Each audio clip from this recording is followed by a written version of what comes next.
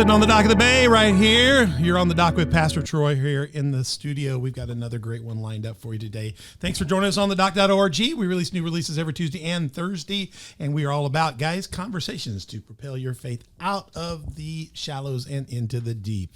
Wow, it's going to be a great one. We got 7-8 platforms for you. Go find us on YouTube, Spotify, iTunes. Also, you can go check us out on our auxiliary platforms, Google Play, Facebook, Roku, Rumble, and SermonNet. Why do we have auxiliary platforms? Because YouTube might kick us off. Facebook might kick us off. So we have lots of choices for you. If you're on your Roku, download the SermonNet app and look for the On the Dock channel, and you can find us. We also have social media presence on Facebook, Instagram, Twitter, Telegram, and Getter.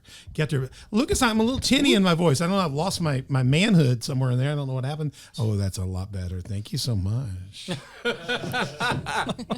So when you find us there, if you'd hit subscribe, like, hit notify, share us, tell people about us, hold people hostage till they connect with us. Someday we want to be significantly noticed. Help us do that. Patreon is our partner thing that we use. If you would like to become a partner, there's 4 tiers of partnership, 3 possibilities to be sponsors. You can join us, and you could have, we put your coffee cup here if you become a Patreon partner or sponsor. Check that out. You can go to my Patreon and find us that way. And if you're just confused, go to onthedock.org. You can find links to every one of our platforms, links to Patreon, all that information, details on us, and our archives as well. And you can always email us if you're just ultimately confused at info@onthedock.org. And Donna, who is our executive producer, will help you get connected. So thanks for joining us. We're going to have a great show for you today. Mother Beth's on the sideline. I've got her graphic here, but she's over on the couch right now. She is the odd woman out, but she can still influence us from that spot in the room. We've also got Ben Ottolini, my co-host, in here today. Ben? Howdy. Sound great. Hey, if I pull this down, I sound more manlier. I just sound like... I noticed on the last episode, you were kind of talking to it with your forehead. I know. I think it was nasally. I'm nasal, you know. And then we got, hey, Lucas, look what I did during the break. I went in and got Lucas's graphic back in, Techno Wizard, our executive director, Lucas Makeup Man. He's a good man. He's been working hard today, and behind the seats there, he gets to go have coffee, and he does all kind of things, but we struggle here. We have these struggle sessions. But we're here on the dock. We're in the studio here. We are getting ready to continue in our incredible series called The Worship Leaders of Southern Illinois. It's our On the Dock Season 2. How do we say it, Ben? Super series. We've never had a super series. You guys ever watch Wilderness Cooking? We love Wilderness Cooking. It's on YouTube. It's a guy from Azerbaijan. Sometimes he says nothing the whole episode. From where? Azerbaijan, somewhere over there. Somewhere across. All I can tell you is that he was once in the Russian military and he killed people. He has very dark eyes, but he's trying to you can tell that dude was wicked. You can tell, but he's trying to get serenity and peace. So he's in the mountains and he's cooking, and he makes his own stuff to cook with. He makes his own pots. He makes a little fire, and sometimes he says nothing, and he gets to the end. Food looks great. Amazing stuff, crazy stuff. He cooks like goat hooves, and then you like it. And then he cooks his food, and then at the end, they'll just go, he always feeds these little orphan kids, and it's just beautiful. Okay. And at the end, he'll look up and go, super. All right. Only dialogue. The dude's got several million followers on YouTube for saying super. It works for him. You were describing it, and I was really wanting to watch it. You need to go see it. I mean, I wish I could come up with something like that. I thought On the Dock would be really popular, but it's just not as well. Super series. It's still fresh. Yeah, we're coming On the Dock. So we're here in the studio. We're ready for another leg in our Worship Leaders of Southern Illinois. We got Dustin Keele in the studio with us from Cornerstone Church. He's the worship director. He's got a partner here with him. We're going to find out more about her in just a minute. But let me just look at this graphic. Worship director, Cornerstone Church. You look great in that. Worship referee. Yeah. No, that's exactly, yeah. Field goal. That is so true for worship leaders. Sometimes you have to referee. Sometimes you have to just use that to fend off the pastor. Technical foul, vice versa. But we're glad to have you in our studio today. Dustin, we're glad to have you. Tell us a little bit about where you come from, just a little bit, and a little bit about your church family and the mission and vision of the Cornerstone Church. Where I come from, as in the Cornerstone Church, or where do you come? Where do you come from? Where do you hail from? I hail from. Well, see, I'm tempted to rewind back. That's fine. No, go for it. We don't care. No wrong answers. No. So I grew up in kind of an offshoot of an Assemblies of God church in West Frankfort. So there in Franklin County. We know exactly where it is. Know exactly where it is. Exactly. And then now I am at Cornerstone Church in Marion. Not too far away. Not too far away. No. So it's been nice to kind of get to come back around. There was a period of my life where I was away for a while, but to be back What's here. the farthest you ever got away from here? That I was living? Living. I think Chicago. Well, that's good. No, Yeah. you got away. Okay. Yeah. Fantastic. Yeah, so we're back and we love it. We've been back for a while, so it's not like we're brand new back. I'm at Cornerstone Church, which is a little different background denominationally. It's a real tiny, small church here in the community. It's just so small. They took over the former Walmart building, really small. A portion of it. Portion. Good grief! I mean, it's a massive parking lot. I mean, I get lost in your parking lot. I have to look at the pole, see what number I parked at, and try to get back to stuff. They even got room to put other restaurants and stuff. You guys got a great facility there. So, Well, thank you. yeah, big journey there. So go ahead. Glad I'm not the only one that gets lost in parking lots. I do. I watch the numbers. Aisle 412. Sometimes I beat my car. Right on. Cornerstone. Yep. Hey, okay, let me tell you about. Let me throw this up on your church here. I've got a graphic for you. Oh, hey. How about that? Cornerstone Church, cornerstonechurch.community. How'd you guys come up with .com? I mean, we got .com.org. You got like your own .community. That's cool. I didn't even know that existed. I saw that today. We didn't either until Just now. Your media people have changed that at least a dozen times in the last 10 years. Y'all, your extensions change a lot. I don't know if you change media people or the media people are just kind of those kind of people that, they get a cup of coffee and go, we got to change that, So, cause it's kind of cool. And then you got your email info at Cornerstone Team. I found that, your Facebook page, cstone.central. Check them out there. You guys have services Friday. That's right. Yep. What are you doing? Like, thank God it's Friday. Is it a TGIF service? It's a total TGIF revival. We have Hanging with Mr. Cooper playing on screens. No. Is it basically your weekend package? So it is your Sunday. It's a Sunday service. It is because as you know, there are people who work Sundays, right? Can't make it on Sunday, and so Friday night's a good opportunity for them to go to that, to be a part of it, and it's an evening time. It's a little different time, and honestly, a lot of people like to come kind of roll in after the work week. And then they can sleep in on Sundays. That's not a bad idea. And then do they go get sushi before or after? Because I like the sushi. And here's the deal. You can get the sushi in your parking lot, or now they got Mr. Fusion sushi at Sam's now. Right. So you can get the portable sushi. What? And we can tell you, they got a guy there making sushi. It's good. No. I'll be honest with you. No, it's about as good as the other sushi. He's there making, don't buy Sam's Club in in Marion. Sam's Club. He's making it. He's So pushing you can it. get your tires and get your sushi. No, they took over the meat section in the back. That dude's That's making. right. He's giving you samples, and we've had it twice now, and it's as good as anything we're getting in the restaurants here. He's telling you truths. I'm telling you truth. Now, if he's not there, I'm not buying it, so I don't good. But they date it the moment he's right there. It's like Mr. Fuji. I can respect that. Yeah. So you guys got sushi to your left, sushi to your right. That's right. Yep. That's right. I mean, you've got sushi the dream. everywhere. I mean, golly. I think even the truck stop over there's got sushi now, so you guys have got it made. But so 6:15, 9:15, 11 o'clock on Sundays. You've got stuff. Michael and Carol Ann Nave, the pastors there, lead pastors there, great people of God, and so check that out. Tell us a little bit. What is give me a little bit of a snapshot of the mission and vision of your church home there. So the vision of the church is to be a church that has regional impact. That was kind of the vision from the inception of Cornerstone, when it kind of was an offshoot of another church. It was a bunch of people just very passionate about reaching the region of Southern Illinois, and so that's kind of the heartbeat. And one of the things that I love about it is it's just it's a place where everybody can feel at home. Like there's a real sense of welcome, and it's probably very cliche to hear people say about their church, but I really believe it. So yeah. You guys answer the bell for missions. I started the Heron House of Hope and partnered with a lot of people years ago. You guys jump out there with us on that. It's great what you do, not just in Heron and Marion. I see you guys' presence everywhere, doing the mission work and doing the things that really make the community around. You operate a Renew store, thrift store in your facility as well. That's cool. Yeah. All kinds of great ministry. So people check it out. I highly commend it to you. I got a couple pictures here. Dustin, I just stole these from Facebook, your worship platform, your team on the platform. Great looking fun. I mean, Lucas here, we need to steal some set designs from them guys. Maybe what we need to do is trade. When they get tired of theirs, we just swap up, you know. Yeah. We have some cool stuff. Yeah, we Smarter, dig it. not harder. Yeah. I like this. We've done something like this too with the laser lights. I love the Are those actually lightsabers in the back? If you get, Oh yeah. yeah.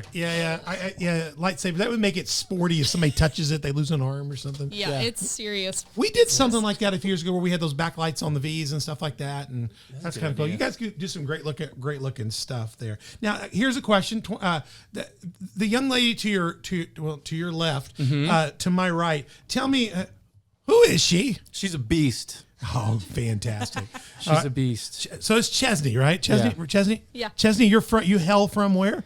Marion. You're from here. Yeah, right. You're a local. I am. Yokel. You remember when Cornerstone was Walmart? Yeah, I do. Well, I remember that too. I mean, what It kind of is. church comes in and runs Walmart out of the community? I'm Right. gonna try to create a Just little ran scam. across the road. Yeah, they went bigger. Yeah. What y'all need is them to get bigger, and then y'all could be bigger. Yeah, okay. No, you're doing great. But you're from Marion. You went to Marion High School and all that stuff like that. Local person. Yes, my husband and I are actually high school sweethearts. We met our Oh senior my! year. What's your husband's? Nice. What's your husband's name? He's Andrew. Andrew. Fantastic. And you work as assistant worship person at Cornerstone. Yes, I do Yeah. all of our admin type Admin work. stuff. Yeah, fantastic. So is it just a pain in the drain to do the scut work for Dustin? We want to hear this. Oh no! It brings me life to make chord charts and vocal notes and all the things. See, let me just say this up front. We're not far enough along for Ben to have an assistant. Yeah, his assistant is. I'm not even sure who your assistant is. Golly. My alter ego. Haley. Yeah. Haley, his wife. You know. Yeah, Yeah. but fantastic. So, and how long you been doing this?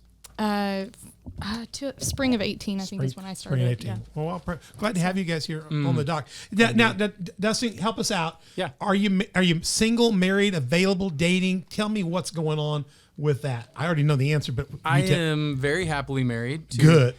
My wife. We were best friends in high school. Is this I don't know. is this your wife? That's my wife. You have got all You these knew. pictures. I know. I yeah. know. Her name is Allie, and then that little munchkin there in the orange is Owen. Owen's an orange or Owen the little one? Owen's an orange, and then the little one is Avery? That's right. Yeah. Yep. Fantastic. Good looking family. Two little Gosh, boys. that's a great photo too. Did you like professionally take that, or was that? It doesn't look like a selfie because your arm's in it. Yeah. That's really impressive. I mean, While we're here, did Chesney have to do that? Chesney didn't. That was one of the things she didn't have to do. She was doing my laundry at that time. Yeah. That's right. No, she doesn't do anything like that. I know. You know, everybody knows. Everybody knows. But because I'm a tall guy, I'm always the guy who has to hold the camera. My And son Joshua does all the selfies in our family, doesn't he? All of them. Every one of them, he does them. Because he's got like ape arms. You know, yeah, with great arm length comes great responsibility. And you got to be steady. Uncle Ben. And you know what I hate about Beth's new camera? We do them with? It has this 1, 2, 3, 2, 1 thing. Mine just you take because I'm like, oh my God, I'm dying. yeah. Now you have to wait 3, 2, 1, and you have a hernia. It's not good. It's just like that. Yeah. Medically, I know. it's an issue. It's a plot. No, this was taken by Sarah Rawls, who works on our creative team. Okay. Yeah. It's a great photo of your family. Yeah. Fantastic. Now, you got to answer one other question because we're not going to get to ask this to anybody else. Okay. I'm so sorry to do this to you. I know you get tired of this Nervous. question. Okay. Explain this. You got explain this. Ew. We have never had somebody with one of these in my. we don't know anybody like this. We're fans. Oh, wow. Beth and we haven't watched it in years, have we? But in 15 we would have been watching it like crazy. So when it left the channel, went to the other channel, we were loyal followers. So we're sure we saw you Based on this T-shirt, so I appeared on the show twice. This This is the second time. this I can circa tell. 2015ish. This would have been, yes, circa. How do you tell by your hair or your shirt or The shirt? I know I the didn't shirt have dates that. you? The shirt. It's a good shirt. I got that shirt at a job that I didn't have until after the first season. So that anyway. dates it. Nice. Yeah. Archaeology. Yeah. Yes. So how did you stumble in an American? How did you do that? I mean, you're going to Hollywood. I mean, How did I land in that moment? yeah. How did you? What's up with that? I mean, I mean, was it before you were a worship leader? Did it flow out of that? Tell me, just give us a nutshell on that. So I've always been singing in church since I was a little kid.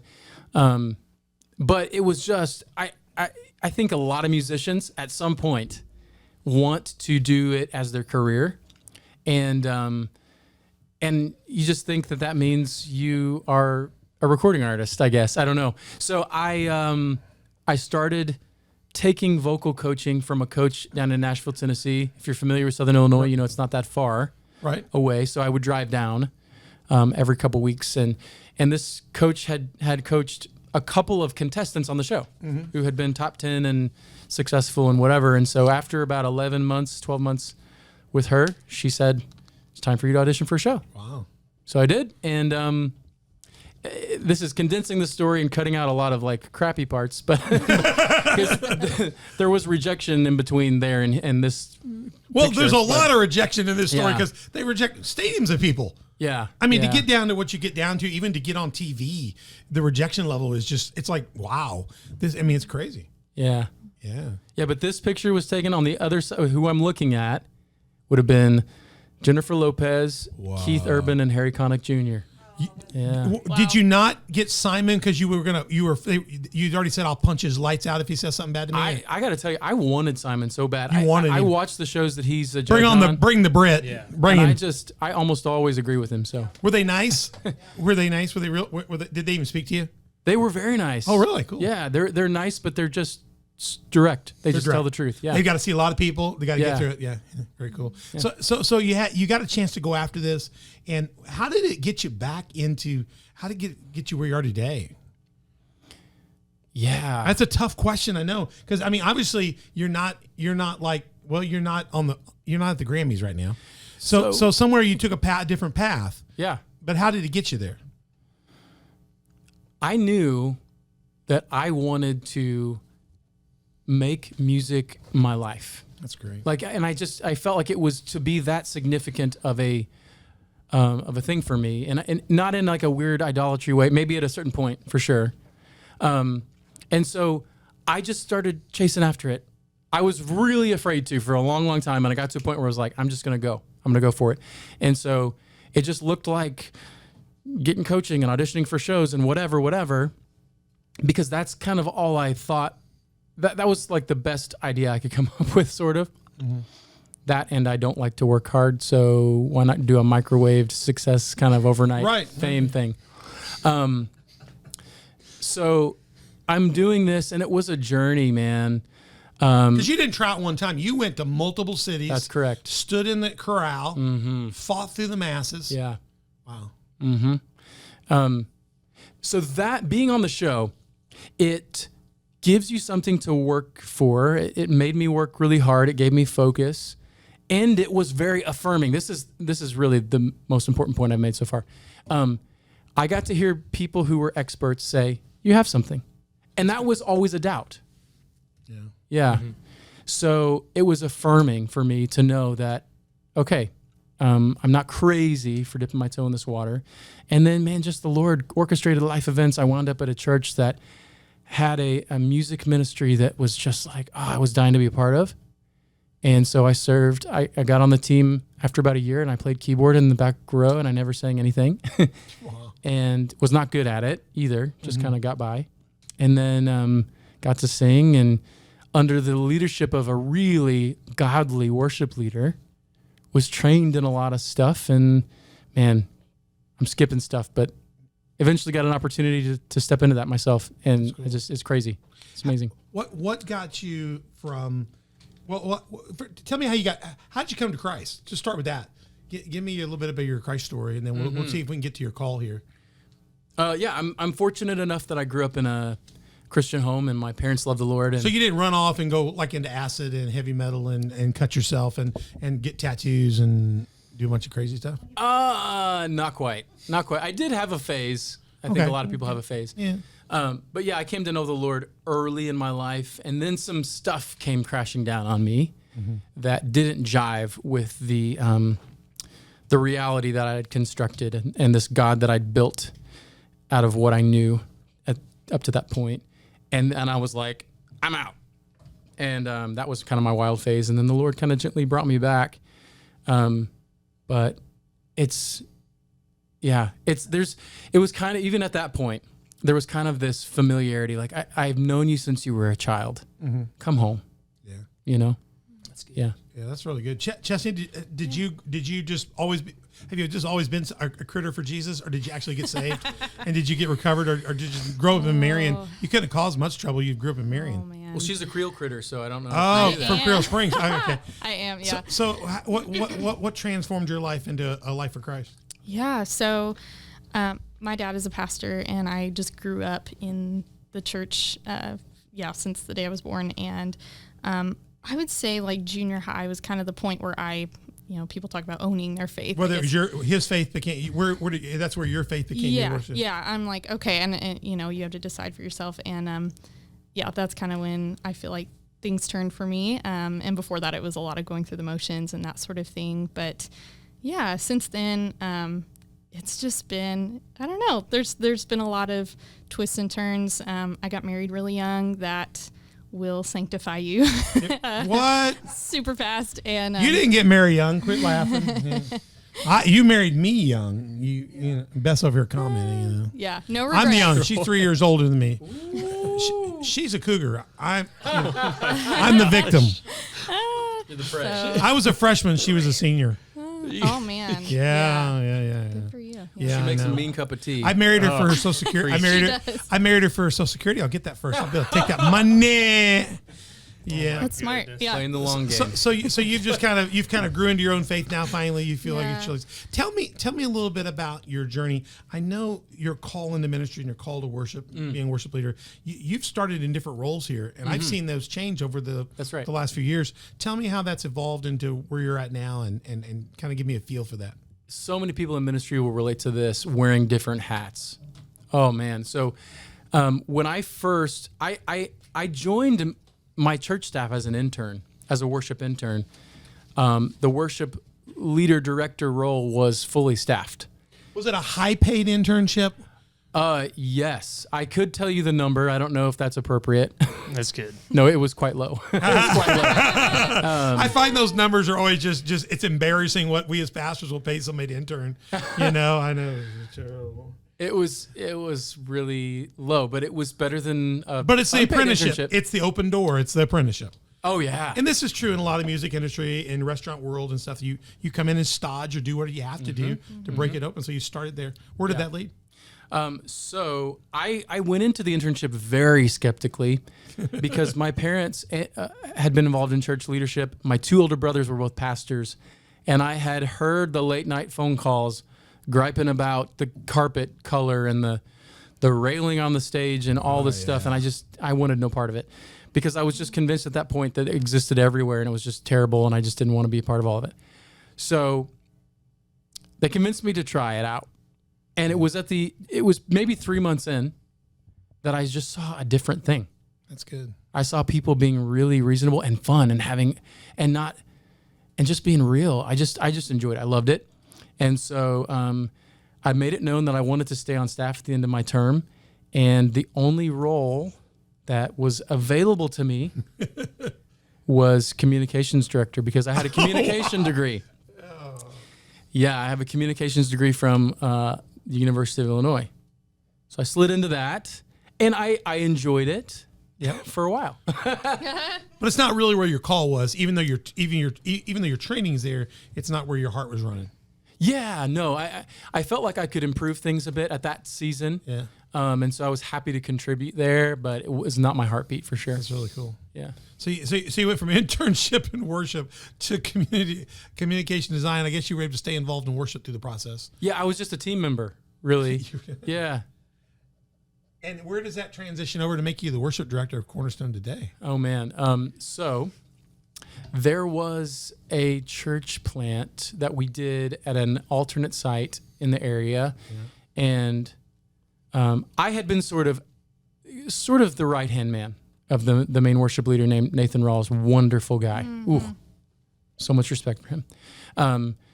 But he felt called to go and help get the plant established. Mm-hmm. And so the lead guy went to go do the plant. that's right. That's really cool. Kind of backwards. But that says a lot though for putting that risk out there. That's a good mentor. Yeah. So he pulled me in one of the small kind of counseling rooms that we have, and he was just like, "Hey, I'm gonna go. I'm gonna punch out. Yeah, and you're gonna take over. I'm gonna leave you. See you, buddy. Boom." I was scared to death. I was scared to death because he had so much more knowledge of music theory and the respect of the team, and I could kind of sing. Like I felt like I was really inadequate. Right. But that's the point where I became the campus worship leader at the main site, and then as he transitioned out of worship altogether into a more executive type adult ministries role. He's one of your executive pastors today, right? That's right. I saw that. Yeah. That's right. The whole department was kind of left in my care. Mm-hmm. That's very cool. So just a whole evolution, a great journey. I mean, just amazing. And today you're leading worship, and you've got another Padawan over here coming and going here. That's just amazing. I want to get to the big question for this episode. We'll get out of this episode in just a little bit, but we're going to go much deeper, and this is a great start.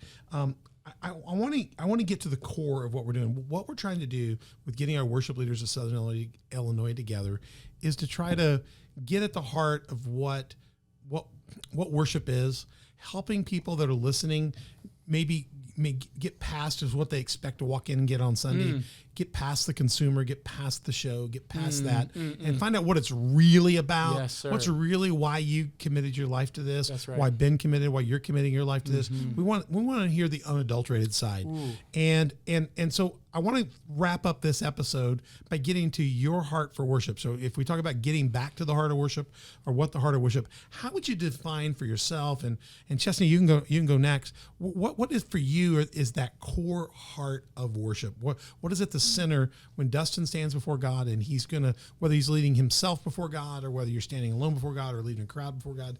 What is that heart of worship for you?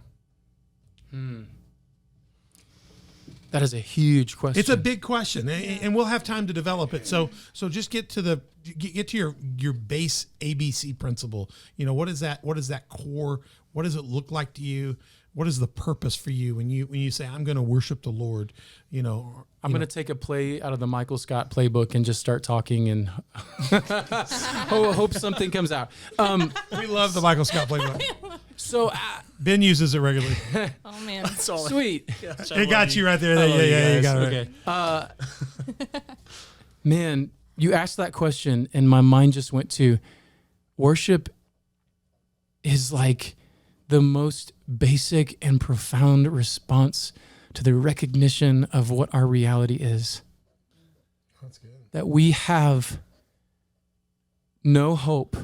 We are broken, and we have a God who chooses to have compassion on us lavishly, and to not only forgive our sins, but to bring us into a glorious tomorrow, and to give us lives that bear fruit and meaning and significance, and to invite us into a family and a community where there's richness and blessing is just overflowing. And it's like when I get a glimpse of that picture, it just overwhelms me.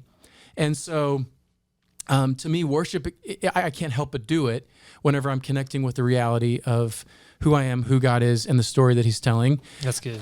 When I'm thinking about what I'm facilitating for the church, music has this ability to, and it's well known, to get around kind of our defenses, to get past a lot of walls that we have.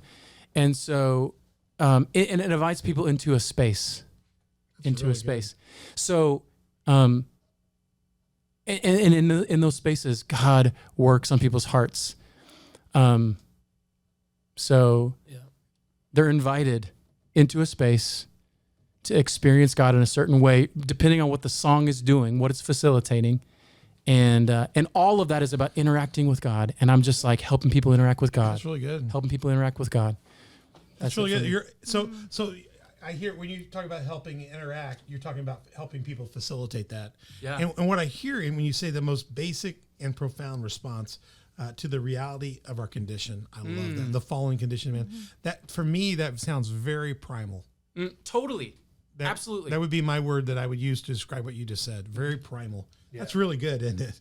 That's good too. Really good. Yeah. Yeah. We've had incredible depth of this and perspectives from looking at different people's, and everybody's given us something that we just sit and go, wow. Chew on that. Yeah. And that's a chew. That's a definite chewer. If you take this idea, and I think it's just fabulous. If you take this and you were to list, say your goal is to facilitate people into their chance to have this primal moment with God, what would be those one or two or three things? You know, Coach Martin, when he gets ready to send the team out in the field in the locker room, he says, get your helmet on, get your shoulder straps up, and he gives them a little talk or something. What is that two or three things that you think need to be in place for that worshiper to get ready to activate this facilitation, to get primal? What would be those three core things that you would recommend? Are that important to you, or that people need to strap on or strap up to get ready to go? It don't have to be three, but one, two. What are those cores that you don't want to leave the dock without? When people show up at Cornerstone, when you walk in the door, here's what I need: A, B, C, D, whatever. I need this. If you can do this, we can get primal. Surrender. That's good. Yeah. And it can be outside in as well as inside out. That there are changes in posture that facilitate attitudes and spirits. And so we've kind of gone to it a few times recently. We'll ask our crowd to just turn their hands over, palms up. Yeah. Even if you just do it right now, you feel just vulnerability. Yeah. Yeah. That's the surrender, or the outside to the inside. It can also be inside out as you share with others in the service, as you give to others if you've got something to give, both ways. Chesney, what would you add? Yeah. I would just agree with that. And the phrase that I think I even said this in a service a few weeks ago, but like that phrase of like, there's nothing off the table, there's nothing, God, there's nothing that you are not allowed to change in me right now. I just know, like, for me, worship has been there have been moments that have happened during worshiping through music specifically that like the Lord has just used so powerfully through a lyric or even, a spontaneous thing that the worship leader says or sings. And the Lord uses that to change something, So taking nothing off the table. So if I took his surrender and I said complete surrender, that's what you're talking about, being ready to lay it all down, see what God wants to do. You may have to give something out. You may have to take something in. And that would be your key. You come in ready to lay it down. Yes. And come in ready to put it out or receive it in, whether you're going to be filled up or whether you're going to give out. That's a good way to start. So you're really a vessel. Yeah, in your way. And this may be a little out there for some, okay. But music creates atmosphere, and I totally agree. We see that in the scriptures, that when Saul was troubled, that David would play and the Spirit would leave him. And there is a spiritual shift in atmosphere that can happen, and as people understand that, they value that portion of a worship gathering for its spiritual significance. Some people may think of the music as the fluff, right? And I used to honestly think of it that way. I thought, if there's any part of the service that you could kind of cut, it's probably music. But the Lord altered my perception, even as a worship leader, to realize that music is eternal. It exists in heaven, and that it is spiritually powerful. And those are the things that I want my team to know as they take the platform. That what we're doing is not entertaining. It's not, loosening the crowd up, in some kind of shallow way. It is very spiritually significant. That's very cool. And it lifts our eyes. We talked about that this week. It lifts our eyes. You guys, this is a great start to this. I mean, we're going to jump out of this, but we're going to get into this seriously. And you just bring in a fresh perspective. I mean, Ben, what do you think, man? Pretty blessed? Yeah, I think it's awesome. And I one theme that I feel like keeps coming back is this vulnerability that we keep talking about, like the surrender, the vulnerability. I don't think that could be more spot on. It's a thing that we as as people, it's not easy to surrender yourself because you'd have to die to old self. That's old school language. But it's also, as Americans, we want our rights and we want our stuff and we want it this way. And then you add in the consumer driven mindset of the modern church today, where I'm really coming to get a ticketed event, and my tithe is not a tithe; it's a ticket for a concert or a message. I want a TED talk, and I want to leave, and I need to get my chicken before it's cold. And we have a mentality that kind of sees it the other way. We've kind of programmed people a bit consumery, and now you're talking about flipping the whole thing over and saying we're coming in just to be emptied. We're so we can be filled by what God chooses to fill. So the unconditional surrender would mean that you may not. Maybe you don't like what God does in you when you're done. Maybe you didn't know He was going to do that in you. Well, you're not in the driver's seat. You're not in the driver's seat, right? Yeah. I think that's a lot of the wake up that we're going to have in the church post COVID. We'll talk more about that later in episode 3. But we've learned some things through the sifting of this that we found out the substance, I think, of what we've missing or what we have or don't have. Mm-hmm. And I think there's now a hunger for something that will stand over the fear of a disease or the fear of change of society or whatever. I think you're right at it. So, hey, we're going to come back in this. These guys have been great. If you're looking for a place to go to church this week, we want you to go to Cornerstone. Yes, I'm saying that. Go to Cornerstone, no problem. 6:15 on Friday, 9:15 on Sunday, 11 o'clock on Sunday. Go check these guys out. There's all kinds of information right there on that. And we'll be back in episode part 17 of this whole series. And we'll have Dustin Keele. We'll hopefully have you back too, Chesney. If you can stay for another one, we'll do that with you from Cornerstone Church. And we're sure enjoying this series. Ben, do you like it, Ben, so far? It's like a workshop for us. It's like bring the workshop. I feel like I leave every episode feeling like something else that I need to work on. I know. I feel the key word is inadequate. Legitimately. He used the word inadequate. I was just like, gosh, he used the key word inadequacy. We're right there right now today. So hey, keep watching us. We're gonna get you where you're not feeling inadequate, because these guys are gonna help equip you. It's gonna be exciting about what we're doing. Go to onthedoc.org to find out more about our program. Email at info@onthedoc.org, and you can check it all out. We got lots of platforms. Go try them out. But go to Spotify, iTunes, and Spotify, iTunes first, if you would, and YouTube, and then check out the others as well. And get on our social media. Say nice things. We don't do ugly things. We'll just delete you if you do ugly things. You can ask us hard questions. We're not doing that. But we're going to build up the kingdom of God. And hit subscribe, like, notify. Tell us what you like about it, and share this with other people as well. Go to Patreon if you want to become one of our partners or sponsors. If you don't have any other church place you want to go to, we're always glad to have you at Community Faith Church. We have a presence at coftv.com. You can check us out online or on our Facebook, YouTube channels. But we'd love to have you as well. But pick a church, go to church, get involved, and give your life to Christ. And we are sure excited to have you. As we've been wrapping up all these series, we had Dustin in the studio. Dustin has gone into the studio, and they have recorded a special worship song for you. And in each of our worship series, we've been wrapping up, rather than just signing off like we normally do.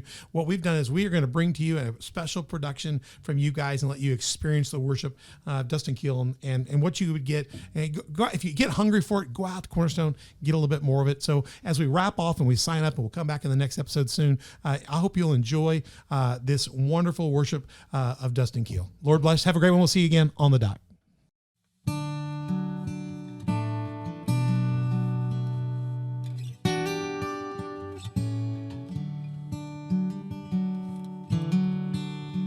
As each night breaks into morning, gentle mercy beckons me. For I put my hands to labor, set my mind on Calvary. Look to Jesus, suffering servant, God in flesh, the perfect man. For the joy that was before him, laid his life down as the lamb. Jesus Christ, my hope of glory, sure foundation of my life. In the race that's set before me, I press on to gain the prize.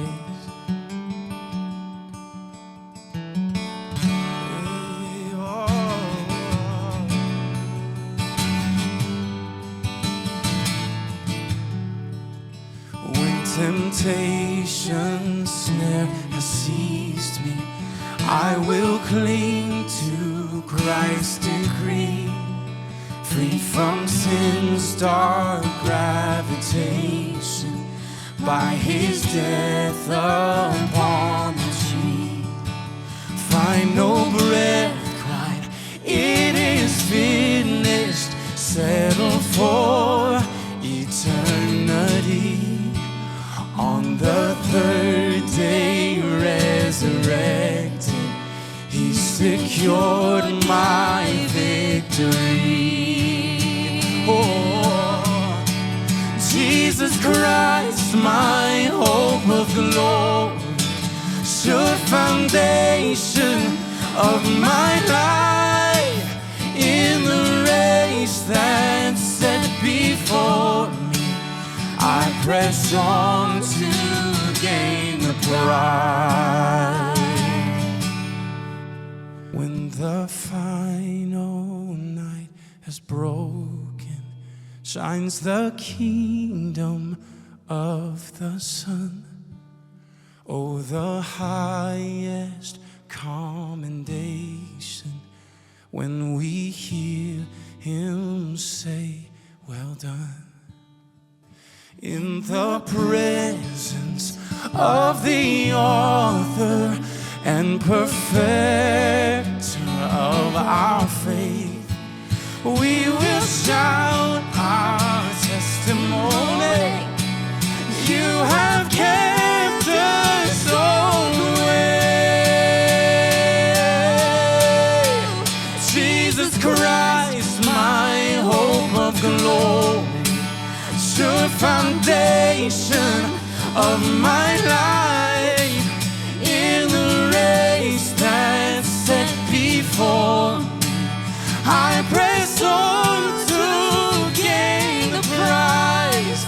Jesus Christ, my hope of glory, sure foundation of my life. In the race that's set before me, I press on to gain the prize. I press on to gain the prize. I press on to gain the prize.